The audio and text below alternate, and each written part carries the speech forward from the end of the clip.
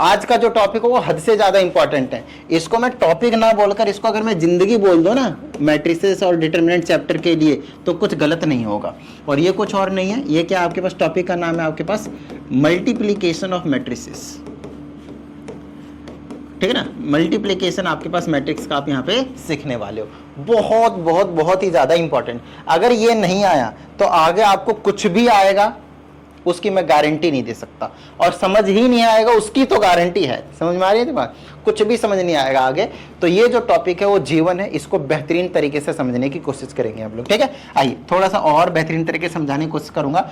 तो सबसे पहले पहला मल्टीप्लीकेशन है multiplication of A matrix, multiplication of A matrix bye scalar number, तो स्केलर क्या होता है आपके पास? एक कांस्टेंट नंबर होता है और कुछ नहीं, ठीक है ना। स्केलर क्या होता है आपके पास? एक कांस्टेंट नंबर होता है, ठीक है। कांस्टेंट नंबर होता है, कोई भी नंबर 2 4 5 6 7 इस तरीके से हम इसको मल्टीप्लाई करते हैं। जैसे कि मैंने बोला कि एक मेरे पास मैट्रिक्स है which is nothing but 2 minus का 1 2 एंड 3। क्लियर हुई इतनी बात? तो अगर मैं इसको चाहता हूं मैं 3 से मल्टीप्लाई करूं, तो इसको लिखूंगा मैं 3 times a is equal to 3 से मल्टीप्लाई करूंगा ना, तो कुछ नहीं, हर एक एलिमेंट को मल्टीप्लाई कर दोगे तो ये क्या हो जाएगा आपके पास? 6 हो जाएगा, ये हो जाएगा माइनस का 3 हो जाएगा, ये 6 हो जाएगा और ये 9 हो जाएगा। क्या इतनी बात समझ में आई? जब भी कभी किसी भी मैट्रिक्स को हम किसी एक नंबर से, स्केलर नंबर से मल्टीप्लाई करेंगे तो उस केस में कुछ नहीं करना आपको, मैट्रिक्स के हर एक एलिमेंट को उसी नंबर से आपको मल्टीप्लाई कर देना है, ठीक है। इसके जगह कुछ भी दिया जा सकता है, ऐसा कोई हार्ड एंड फास्ट रूल नहीं है। जैसे मैंने बोला कि मैट्रिक्स मेरे पास ये आइडेंटिटी मैट्रिक्स, याद आया ना, और ये आई होता है नो डाउट। अगर मैं इसको के से मल्टीप्लाई करना चाहूँ तो ये हो जाएगा के आई इज इक्वल टू, के से मल्टीप्लाई करेंगे तो के 0 0 के। क्या इतनी बात समझ में आई? के यहाँ पे एनी नंबर है, कोई भी स्केलर नंबर है, कॉन्स्टेंट नंबर है। क्लियर हुई इतनी बात? डन है, सिंपल है, कोई बहुत बड़ा रॉकेट साइंस तो नहीं है भाई। तो ये मल्टीप्लिकेशन की तो मैं बात ही नहीं कर रहा, ये तो सबको समझ में आता है। मैं जिस मल्टीप्लिकेशन की बात कर रहा हूं ना, ध्यान से समझिएगा, यही जीवन है भाई आगे से चैप्टर के लिए, तो इसको नहीं छोड़ना। आओ तो मल्टीप्लिकेशन सीखते हैं और ध्यान से सीखिएगा। पहले 2 क्रॉस 2 का छोटा सा कराता हूं। पहले एग्जाम्पल ले लो, नहीं, पहले मैं कुछ स्टेटमेंट लिख रहा हूं, ध्यान सुनिएगा, उसको ध्यान से बिल्कुल बेहतरीन तरीके से दिमाग में बिठाने की कोशिश कीजिएगा, थोड़ी सी मैथलेस को समझने की कोशिश कीजिएगा। कंडीशन लिख रहा हूं कि कब दो मैट्रिसेस को मल्टीप्लाई कर सकते हैं। जैसे हमने एडिशन और सब्ट्रैक्शन में भी आपको क्या बताया था? कंडीशन बताया था कि जब तक ऑर्डर सेम नहीं होगा दो मैट्रिसेस का, आप ऐड नहीं कर सकते। समझ में आ रही है बात? आप सब्ट्रैक्ट भी नहीं कर सकते। और कंडीशन किसके लिए? Condition for multiplication. अब हम मल्टीप्लीकेशन की कंडीशन को आप लोगों को सामने जो है वो शेयर करने। मल्टीप्लीकेशन देख लीजिएगा जो भी स्पेलिंग। तो इसमें जो पहला कंडीशन होता है वो ये होता है कि if column of, number of column, not column, if number of column of, ध्यान समझिएगा, number of column of first matrix is equal to number of rows, number of columns of first matrix is equal to number of rows is equal to, then two matrices will be multiplied. क्या इतनी बात समझ में आई आपके पास? अगर पहले वाले का नंबर ऑफ कॉलम और दूसरे वाले मैट्रिक्स का नंबर ऑफ रोज इक्वल हो जाए तो आपके पास जो दो मैट्रिक्स होंगे उनको आप मल्टीप्लाई कर सकते हो। अभी बताऊंगा, एग्जांपल लेंगे, बेहतरीन तरीके से समझाऊंगा और मल्टीप्लाई करने का तरीका भी सिखाऊंगा, टेंशन मत लीजिए, ठीक है। दूसरी चीज, एक बात बताइए,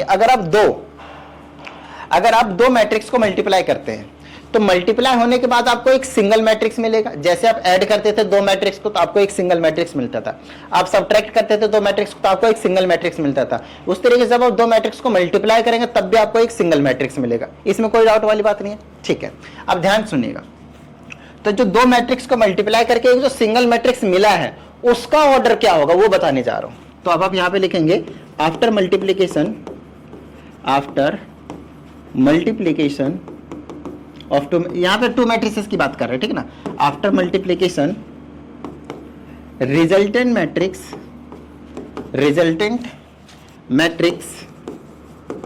matrix will have order as rows या फिर नंबर ऑफ रोज बोलेंगे, number of rows of first matrix multiplied by number of columns of second matrix. क्या इतनी सी बात समझ में आई आप लोगों को? थोड़ा थोड़ा समझ में आया? अगर नंबर ऑफ कॉलम पहले वाले मैट्रिक्स का इक्वल हो जाए नंबर ऑफ रोज दूसरे वाले मैट्रिक्स का, ये लिखने दो, पहले देखने दो, number of columns of first matrix is equal to the number of rows of the second matrix, तो लिखा ही नहीं, ऑफ सेकंड मैट्रिक्स,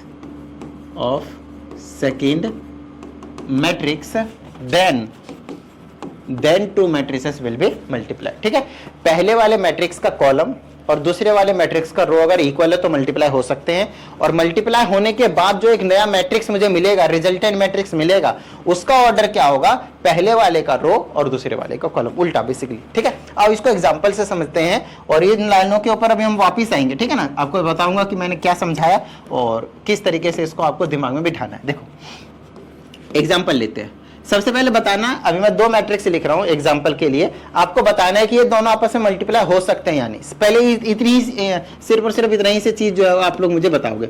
जैसे कि मैंने बोला 2 4 1 7 3 1 और मैंने 2 4 3 7 ऐसा लिखा मैंने। आप लोगों को बताना है कि ये जो दोनों मैट्रिक्स है वो मल्टीप्लाई हो सकते हैं या नहीं हो सकते। फटाफट अभी, हाँ मुझे पता है लाइव सेशन नहीं है, बट अभी आप कमेंट करके बताएंगे, आप वीडियो देख रहे हैं, आप कमेंट करके बताइए कि सच में ये मल्टीप्लाई हो सकते हैं या नहीं, ताकि मुझे पता चले कि आप लोगों को सिर्फ और सिर्फ स्टेटमेंट पढ़ के क्या आपको ये समझ में आता है, क्या आपको इतनी मैथली समझ में आती है कि आप मैथमेटिक्स में पूरे 80 आउट ऑफ 80 ला सकते हैं। तो कमेंट करके बताइए कि ये जो दोनों मैट्रिक्स हैं वो मल्टीप्लाई हो सकते हैं या नहीं हो सकते हैं, जितना अभी तक समझाया उसके अकॉर्डिंग। समझ में आई इतनी बात? कर दिया कमेंट? चलो चेक करते हैं। अब मैंने जो कंडीशन बताई वही यहां लिख रहा हूं। पहले कंडीशन देखो, इसका ऑर्डर क्या है? ऑर्डर है 2 क्रॉस 3, 2 रो है और 3 कॉलम है या नहीं है? ठीक है, 2 क्रॉस 3। इसका देखो कितना है? 2 क्रॉस 2। कितना है? 2 क्रॉस 2। तो कंडीशन क्या थी? पहले वाले का कॉलम, नंबर ऑफ कॉलम 3 है और दूसरे वाले का नंबर ऑफ रो अगर इक्वल हो जाए तो क्या हो जाएंगे आपके पास? मल्टीप्लाई हो जाएंगे। तो ये जो चीजें वो मल्टीप्लाई नहीं होंगे। क्यों? क्योंकि यहाँ पे पहले वाले का नंबर ऑफ कॉलम और दूसरे वाले का नंबर ऑफ रोज इक्वल नहीं है। अगर ये इक्वल होता तो ये मल्टीप्लाई हो जाता, अगर ये इक्वल होता तो ये मल्टीप्लाई हो जाता। क्या इतनी सी बात समझ में आई? डन है? थोड़ा थोड़ा सा समझ में आ रहा है? चलो नेक्स्ट एग्जाम्पल लेते हैं। 4 3 1 7 3 2 1 5 1। क्या इतनी सी बात समझ में आई? नेक्स्ट है आपके पास 5 7 1। आप लोगों को बताना है ये दोनों मैट्रिक्स जो है वो मल्टीप्लाई हो सकते हैं या नहीं। फिर से कमेंट करके बताइए कि आप ये जो दोनों मैट्रिक्स है वो मल्टीप्लाई हो सकते हैं या नहीं, जल्दी से। फिर मैं आप लोगों को सिखाऊंगा कि मल्टीप्लाई कैसे करते हैं। ये दोनों मैट्रिक्स मल्टीप्लाई हो सकते हैं या नहीं, कमेंट करके जल्दी से बता दो भाई। कर दिया कमेंट? चलो देखते हैं आपका आंसर सही है या नहीं। फिर से हम चेक करेंगे, पहले का ऑर्डर है 3 रोज 3 कॉलम, दूसरे का है 3 रोज एंड ओनली 1 कॉलम। ठीक है, अब कंडीशन थी पहले वाले का कॉलम दूसरा वाला, पहले का दूसरा दूसरे का पहला, ऐसे याद रख लो, पहले का दूसरा दूसरे का पहला, उल्टा। ठीक है, तो ये दोनों इक्वल है तो yes they can be multiply. ये दोनों मैट्रिसेस आपस में क्या हो जाएंगे? मल्टीप्लाई हो जाएंगे। ठीक है, अब आप लोग मुझे कमेंट करके बताओगे कि जो इन दोनों को मल्टीप्लाई करके एक नया मैट्रिक्स मिलेगा, मल्टीप्लाई तो हो सकता है, ठीक है, नो प्रॉब्लम। अब इन दोनों को मैंने मल्टीप्लाई कर दिया, मान लो, है ना, अभी सिखाया नहीं, मैं सिखाऊंगा। मान लो कि मैंने मल्टीप्लाई कर दिया। अब बताओ कि इसका ऑर्डर क्या होगा? ये जो रिजल्टेंट मैट्रिक्स आए मल्टीप्लाई करके, उसका ऑर्डर क्या होगा? जल्दी से, बहुत ज्यादा इंपॉर्टेंट, जल्दी से। तो कर दिया कमेंट? चलो बताता हूं मैं, देखते हैं आपका आंसर सही है या नहीं। पहले वाले का देखो फटाफट, जो आंसर क्या होता है? पहले वाले का रो जो कि 3 है और दूसरे वाले का कॉलम, जो बचा है वही लिख दो, पहले का पहला दूसरे का दूसरा, और कुछ नहीं। पहले का पहला दूसरे का दूसरा। मल्टीप्लाई करने के लिए उल्टा है कि दूसरे का पहला पहले का दूसरा दूसरे का पहला इक्वल होना चाहिए, लेकिन जो रिजल्टेंट मैट्रिक्स आएगा सिंपल है, पहले का पहला दूसरे का दूसरा, पहले का रो दूसरे का कॉलम, मतलब इसका ये मतलब। ठीक है, तो ये जो ऑर्डर आएगा इसका क्या आएगा आपके पास? 3 क्रॉस 1 का आएगा। क्या आएगा आपके पास? 3 क्रॉस 1 का आएगा। क्या इतनी सी चीज समझ में आई? ठीक है, इसको भी मैं मल्टीप्लाई नहीं कराऊंगा, मल्टीप्लाई ये हो जाएगा, पता है मुझे, आपको भी पता है, पता चल गया आपको भी, लेकिन अभी मैं इससे नहीं सिखाऊंगा आप लोगों को। पहले एक छोटा सा सिंपल सा लेता हूं, आपको कंफ्यूज नहीं करूंगा। मैंने बोला 2 4 5 7, एक और मैट्रिक्स लिया मैंने 7 3 1 2, ऐसा लिया मैंने, बिल्कुल 2 क्रॉस 2 का, कुछ भी लो यहाँ पे, कुछ भी फर्क नहीं पड़ता उससे। तो ये भी 2 क्रॉस 2 का है, ये भी 2 क्रॉस 2 का है, पहले का दूसरा, दूसरे का पहला इक्वल है तो मल्टीप्लाई हो जाएगा। आंसर में क्या आएगा, पहला का पहला, दूसरा का दूसरा, आंसर भी 2 क्रॉस 2 का ही आएगा। चलो ठीक है, अब मल्टीप्लाई कैसे करते हो वो जरा सीख ले भाई, चलो सीखते हैं। देखो ध्यान से समझना, ध्यान समझना भाई, पहले वाले का रो को लॉक कर दो, पहले वाले के रो को लॉक कर दो, पहले वाले का रो को लॉक कर दो, पहला वाला जो मैट्रिक्स दिख रहा है उसके रो को लॉक कर दो, ताला लगा दो, ताला लगा दिया। अब क्या करोगे, इसी रो से इस कॉलम को भाई, रो को नहीं, कॉलम को, दूसरे वाले के कॉलम को इसको भी मल्टीप्लाई करना है और इसको भी दोनों को अगर और कॉलम होते तो उसको भी मल्टीप्लाई करते, जितने होते सबसे करते। सिंपल सी बात है। एक बात बताओ, अगर ये x है और ब्रैकेट में 2 प्लस का y है, तो आप लोग मुझे बताओ, ये जो x उठाओगे इससे भी मल्टीप्लाई करोगे, इससे भी मल्टीप्लाई करोगे, बस वही कहानी है। x उठाएंगे इससे भी करेंगे तो 2x आएगा, इससे भी करेंगे तो 2xy आ जाएगा, ऐसा कुछ करने वाले। तो पहला वाला उठाया, इससे भी करेंगे और इससे भी करेंगे। क्लियर हुई इतनी बात? ठीक है, चलो ठीक है। अब समझो, अब आगे क्या करना है वो चीज ध्यान से समझना। जब भी कभी रो को कॉलम से मल्टीप्लाई कर रहे हैं तो कॉरेस्पॉन्डिंग एलिमेंट्स का मल्टीप्लिकेशन होता है। तो पहले से पहले को करना होता है, दूसरे से दूसरे करना होता है और बीच में प्लस लगाना होता है। समझाता हूं, ये सिंपल मल्टीप्लिकेशन नहीं है भाई कि 2 को 7 से कर दिया, यहाँ 14 लिख दो, 7 को 4 को 3 से कर दिया 12, ना, ऐसा नहीं होता मल्टीप्लिकेशन। ध्यान रहे मल्टीपल मैट्रिक्स का, तो पहले से पहले को मल्टीप्लाई करोगे 2 7 जा 14, बीच में लगाओगे प्लस, फिर दूसरे से दूसरे करोगे तो 4 2 जा आ जाएगा आपके पास 8। समझ में आई इतनी बात? पहले रो को पहले कॉलम से आपने मल्टीप्लाई कर दिया, लेकिन पहले से पहले को दूसरे से दूसरे को तीसरा होता तो तीसरे से चौथा होता तो चौथे से। समझ में आई इतनी बात? चलो नेक्स्ट, अब इसी रो को आपको इससे भी मल्टीप्लाई करना है।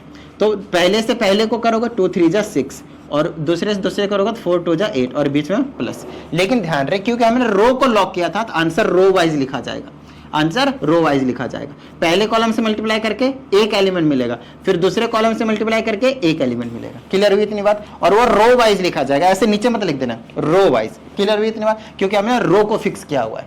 जैसा मैं समझा रहा हूं बिल्कुल हमेशा आपको ऐसे ही मल्टीप्लिकेशन करना है। चलो भाई, अब इसका काम खत्म, क्योंकि आपने इससे दोनों रो को मल्टीप्लाई कर दिया तो इसका काम खत्म। अब हम चूज करेंगे दूसरा वाला भी, ये दिख रहा है ये वाला, इसको फिक्स कर दो। अब इसको फिक्स करो और इसको फिक्स करके इससे भी मल्टीप्लाई करेंगे और इससे भी मल्टीप्लाई करेंगे तो वो दूसरा रो बन जाएगा। क्लियर हुई इतनी बात? तो पहले से पहले को करेंगे तो 5 7 जा 35, बीच में प्लस, दूसरे से दूसरे करेंगे 7 2 जा 14। नेक्स्ट, अब इसका काम खत्म, इसका इससे भी करना है। पहले से पहले 5 3 जा 15, बीच में प्लस, दूसरे से दूसरे करेंगे 7 2 जा 14। आई होप आप सभी को यहाँ तक जो है वो कोई प्रॉब्लम नहीं होगी। उसके बाद तो कुछ है ही नहीं। ऐड करो, 14 8 22, 6 8 14, 35 14 49 49 और 15 14 29। So this is the multiplication of the matrix. और पहले बता दिया था ऑर्डर जो आएगा वो 2 क्रॉस 2 का आएगा। देखो आया ना 2 क्रॉस 2 का? बताओ हाँ या नहीं? क्या इतनी सी बात समझ में आई कि किस तरीके से उसको मल्टीप्लाई कर रहे हैं? अब ये तो चलो थोड़ा सा इजी सा था, कोई प्रॉब्लम तो है ही नहीं, मतलब ठीक है। अब आओ थोड़ा सा ये वाला, इसमें थोड़े से ज्यादा थे इसलिए मैंने नहीं करवाया था पहले, अब करवाते हैं। इन दोनों को मल्टीप्लाई करवाता हूं। हमें तो पता चल गया मल्टीप्लाई हो जाएगा और मल्टीप्लाई होकर 3 क्रॉस 1 का मैट्रिक्स मिलेगा, हमें वो भी पता है, मतलब 3 रो और 1 कॉलम होंगे। तो चलो करते हैं। पहले रो को फिक्स करो। अगर मैंने रो को फिक्स कर दिया तो हर एक कॉलम से मल्टीप्लाई किया जाएगा, और कॉलम तो एक ही है। कॉलम क्या आपके पास? एक ही है, समझ रहे हो? कॉलम क्या आपके पास? एक ही है।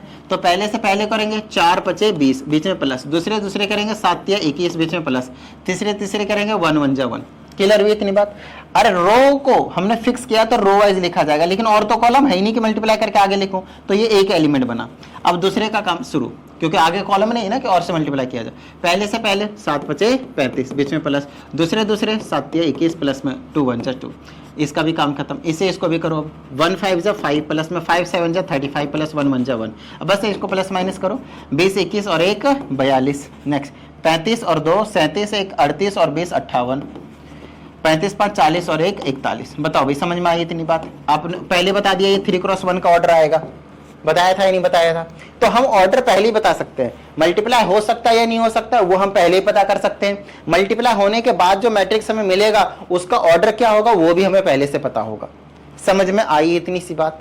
सुपर इजी लग रहा है? डन है? ठीक है। अब ये तो हुआ नॉर्मल से। अब थोड़े से ऐसे कुछ एग्जांपल लेते हैं जिसमें कुछ जीरोज आ जाए, कुछ नेगेटिव वैल्यूज भी आ जाएं, क्योंकि उसमें बच्चे थोड़े से और कंफ्यूज होते हैं। जैसे कि जैसे कि मैंने बोला ये 5 है, ये 7 है, माइनस का 1 है, 0 है, माइनस का 8 है, 0 है, 7 है, 3 है, 8 है। क्लियर हुई इतनी बात। एक और दूसरा मैट्रिक्स ले लेते हैं। मैंने बोला 5 है, 3 है, 8 है, 7 है, 1 है, माइनस 1 है, माइनस का 3 है, 0 है, माइनस का 2 है, और ये आपके पास 5 है, और ये 7 था आपके पास। चलो, पहली चीज पहले का ऑर्डर 3 क्रॉस 3 है, दूसरी चीज दूसरे का ऑर्डर 3 क्रॉस 3 है। तो इसका मतलब ये मल्टीप्लाई हो सकता है क्योंकि पहले का कॉलम दूसरे का रो इक्वल है, और मल्टीप्लाई होने के बाद क्या आएगा, कॉलम रो। 3 क्रॉस 3 का ही आपके पास आंसर आने वाला है। तो चलो करते हैं इसको भी। इससे ज्यादा बड़ा मल्टीप्लीकेशन आपके सिलेबस में है ही नहीं। 3 क्रॉस 3 तक ही आपके पास जो मल्टीप्लीकेशन है वो आपको दिया जाएगा। चलो फिर रो को कॉलम फिक्स कर दो भाई, पहले रो को, और इससे भी और इससे भी मल्टीप्लाई किया जाएगा। तो अच्छे से थोड़ा सा समझना है, बिल्कुल बेहतरीन तरीके से, ठीक है। और समझते हैं।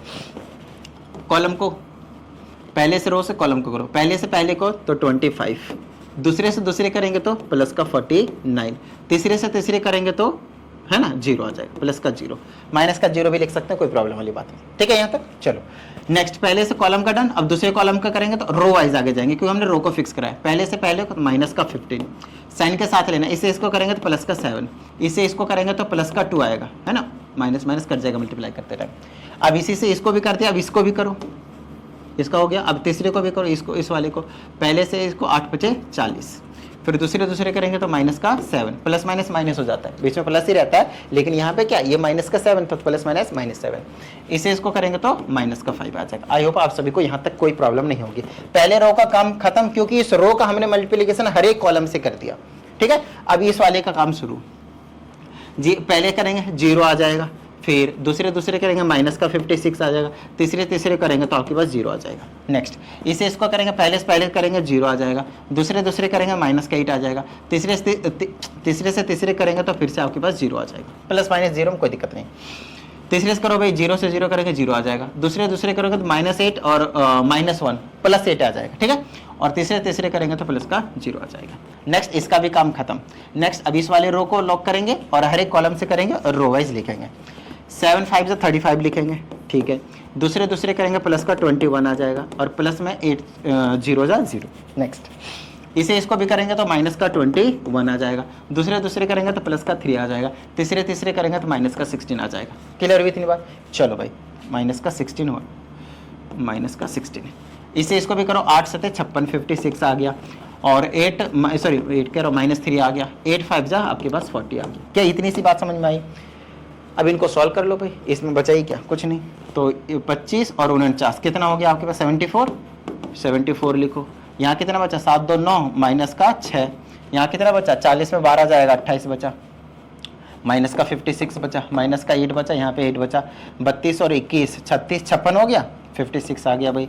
नेक्स्ट कितना बचा, -21 16 36 37 और 3 कम कर दो, माइनस का 34 आ गया, 40 और 56 100 96 में से 3 कम दो, 93। तो ये आपके पास जो फाइनल है वो 3 क्रॉस 3 का मैट्रिक्स आफ्टर मल्टीप्लिकेशन आपको देखने को मिल रहा है। क्या बताओ भाई, किसी भी तरह की कोई भी जो प्रॉब्लम है वो यहाँ पे देखने को मिलता है क्या, नहीं ना। तो अगर ये ए था, अगर ये बी था, तो हमने मल्टीप्लाई करके क्या निकाल दिया, ए इंटू बी।